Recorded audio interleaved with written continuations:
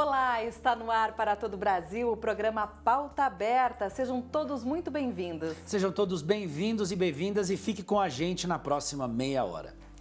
E a gente começa o programa Pauta Aberta de hoje falando que foi aprovado em Brasília as alterações no Código de Trânsito Brasileiro.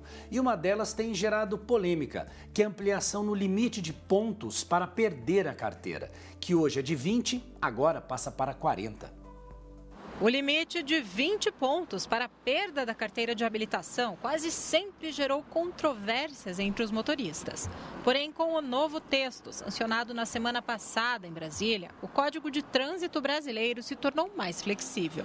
Entre as principais alterações do texto da lei estão a validade da CNH, que passa de 5 para 10 anos entre motoristas com idades inferiores a 50 anos e de 3 para 5 anos entre motoristas acima de 50 anos.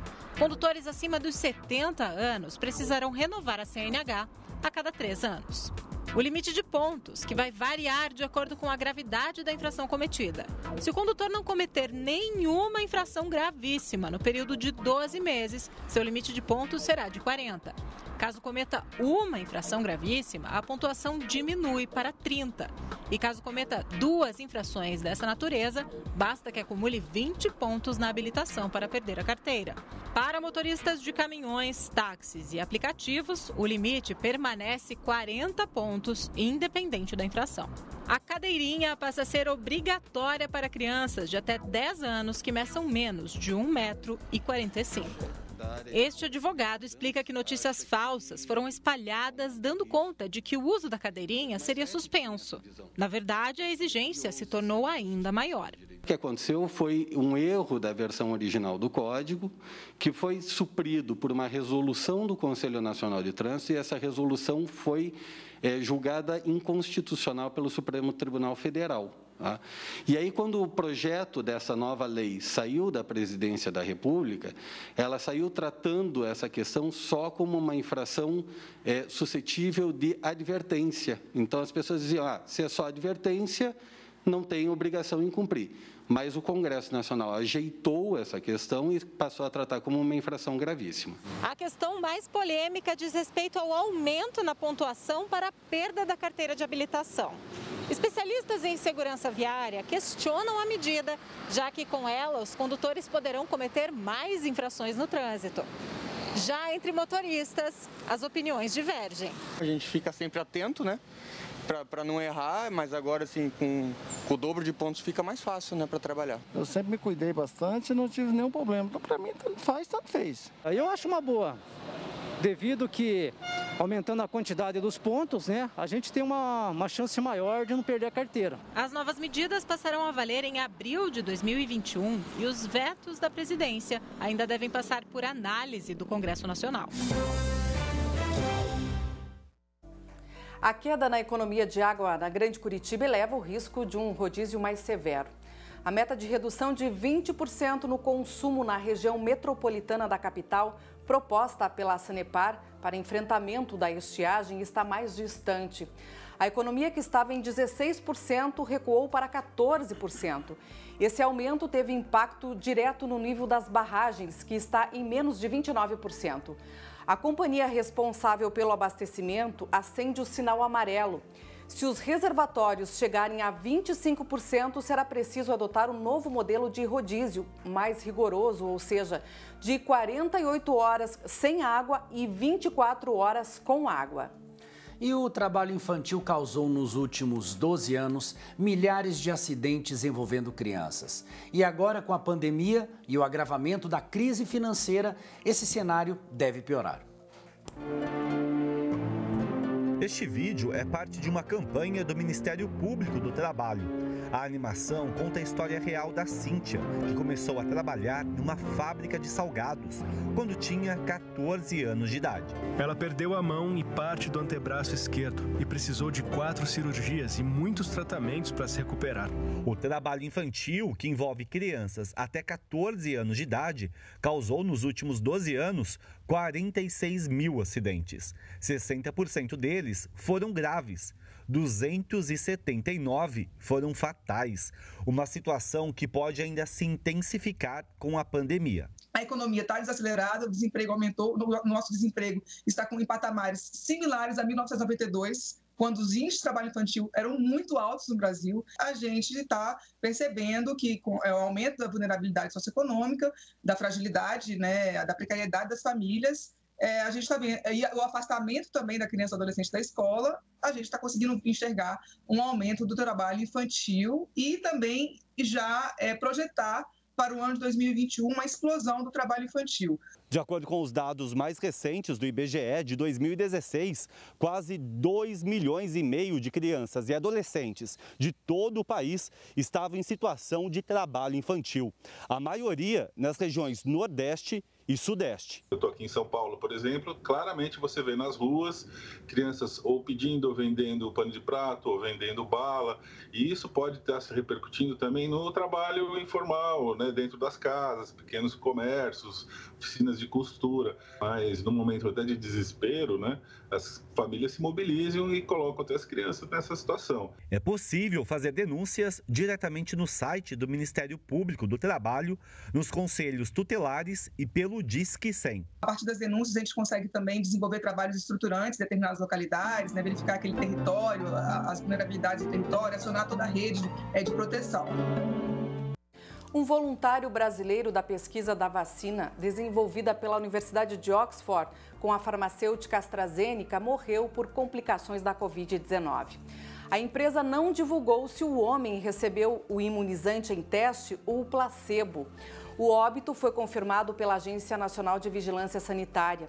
De acordo com a Anvisa, o Comitê Internacional de Avaliação de Segurança do Estudo, formado por pesquisadores independentes, fez uma investigação sobre o caso e concluiu que a pesquisa deve seguir em andamento.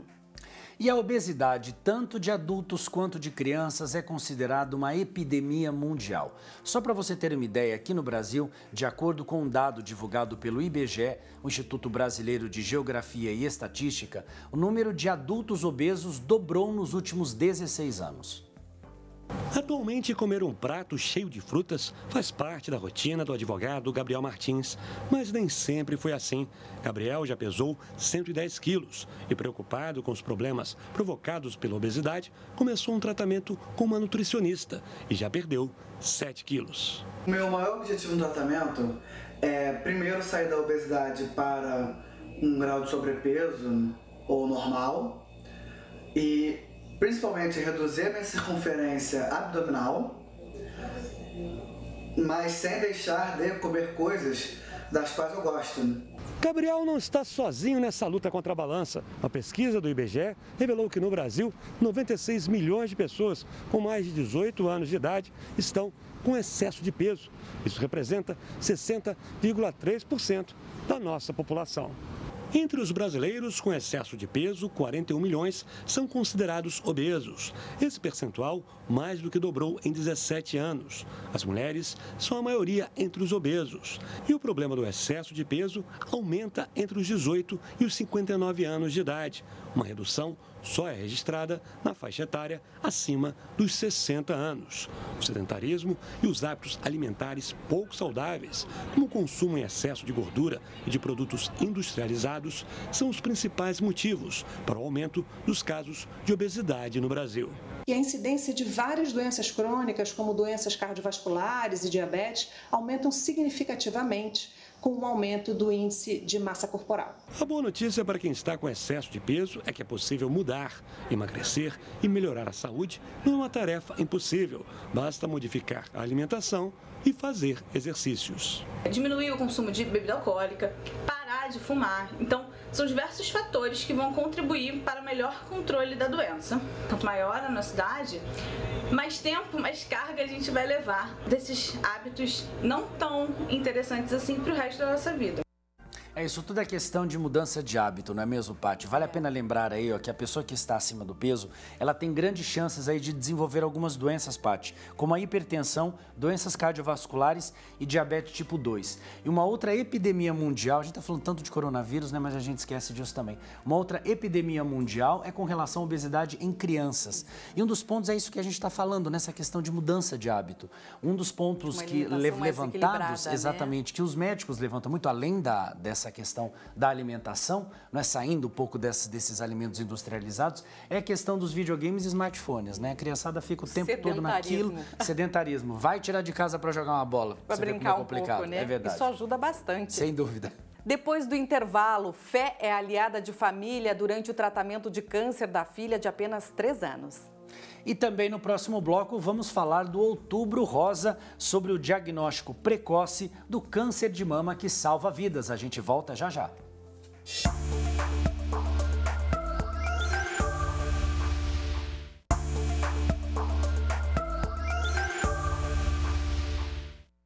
O diagnóstico de câncer, infelizmente, devasta várias famílias. Mas você sabia que a fé tem um papel fundamental no tratamento? Acompanhe. Catarina Castro ainda é pequena o suficiente para viver no mundo dos livros de história. Mas em seu pouco tempo de vida já ganhou experiência para saber que no mundo real nem tudo é fantasia. A história da pequena já começa mostrando que ao mundo ela veio para vencer. Porque a Catarina já é um bebê arco-íris. Eu tive uma gestação anembrionária antes dela. Eu tinha o Rian e ela era, assim, muito esperada. Nos primeiros anos, tudo corria normalmente, até que a imunidade de Catarina apresentou sinais de que nem tudo ia bem com a saúde da pequena. Com 8 meses, a gente descobriu que ela tinha PLV, que é alergia à proteína do leite de vaca. Quando ela fez 2 aninhos, ela estava na adaptação escolar. E aí foi que começou a acontecer uma série de infecções, de ter febrinha. O que no começo parecia um mal-estar espontâneo, logo se mostrou algo mais ameaçador do que Letícia poderia imaginar. O choque veio durante um hemograma. Na hora que tirou o sangue, eu já percebi que estava muito ruim. Porque o sangue, Malu, ele era como se tivesse uma espuma. Daí nisso a gente já foi para o pediatra, que é perto. Daí, a hora que ele entrou no consultório, assim, que a gente estava esperando, e eu já comecei a chorar. Ele falou, você já sabe o resultado? Eu falei, não, Lê, mas é muito grave. A hemato já, assim, na lata, falou que era 90% de chance de ser leucemia. Depois do choque, a dificuldade de assimilar os sentimentos. Religiosa, Letícia recorreu a Deus. Eu já fui brigar com Deus, né? Falei, mas de novo, que o senhor não é o pai, não é o dono de tudo, vou ter que passar por essa. Eu fiquei muito brava com Deus. E aí, na mesma hora, como se ele falasse mesmo comigo, eu tô cuidando. Difícil manter a positividade em momentos como esse, mas segundo estudos científicos, a prática regular de atividades religiosas, sejam elas quais forem, pode reduzir o risco de morte em até 30%. Isso porque ter uma religião promove bem-estar psicológico, menos pensamentos e comportamentos suicidas, menos consumo de álcool e drogas e um maior incentivo a hábitos saudáveis. Um dos diretores da área da oncologia no Hospital do Albert Einstein, aqui em São Paulo, se chama Paulo Lima. E ele diz o seguinte, quando o paciente chega, né, para ele pergunta, o senhor vai à igreja? E a pessoa fica, né, meio assustada. Se a pessoa fala que vai, ele pergunta, quantas vezes você vai? A pessoa fala, vou no domingo.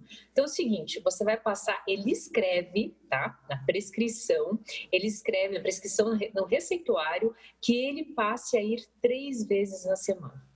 Bom, por que eu comecei dizendo isso? Veja, o Hospital Albert Einstein é um dos mais conhecidos e famosos na área da oncologia no Brasil. E o que acontece é o seguinte, ele está abrindo, né, junto com os médicos integrativos, a mente da ciência em relação ao poder da fé.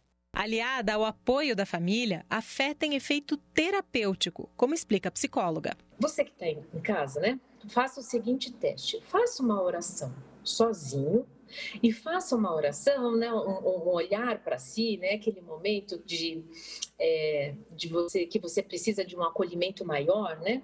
Como você queira chamar, e faça com mais pessoas.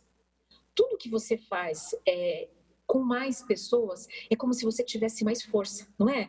Sabendo disso, a família de Catarina não hesitou em embarcar junto com ela na árdua luta contra o câncer. Nós mudamos de casa, nós adaptamos nossos trabalhos. Então, no começo, na indução, nós ficamos internados durante 30 dias. Bom, a minha dedicação foi total com ela. Eu pedi a máquina e raspei. Eu comecei a raspar o cabelo no banheiro. E aí o Rian viu, falou: mamãe, também quero raspar. Aí meu marido também raspou. E ela viu a gente raspando e pediu: eu também quero raspar. Bom dia! Uma ferramenta poderosa é tornar, né, usar a fé como? Através dessas histórias. Só que para isso precisa de pais muito engajados, que usem a ferramenta de uma forma, como é que eu posso dizer? Sem barreiras. Hoje, quase livre da doença, Catarina está na reta final do tratamento. Para a família, chegar até aqui foi graça, alcançada somente pela fé. É 100% fé. Faz muita diferença, até porque a gente tira o foco da dor e coloca ali esse foco na cura, né?